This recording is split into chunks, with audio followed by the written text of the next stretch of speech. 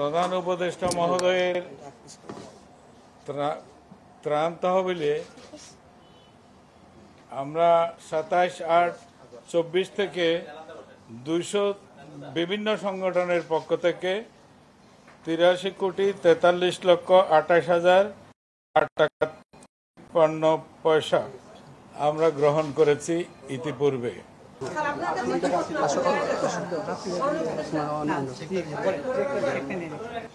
মোট এটা অনেক সংগঠন দিয়েছে তাদের একদিনের বেতন, এই সমস্ত কারণে এই পয়সাগুলো এসছে।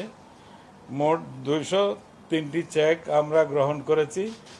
আজকে এখানে আমরা সমন্বয় পরিষদ কর্তৃক সংগৃহীত ত্রাণের অর্থ প্রদান করার জন্য তারা এখানে এসছে। আমি তাদেরকে স্বাগত জানাচ্ছি। তো আমার যেটা অনুভূতি আজকে আপনাদেরকে এখানে ডেকে বলার কারণটাই হচ্ছে এটা তাদের সংগ্রহিতটা ত্রাণ নয়, এটা বাংলাদেশের প্রাণ।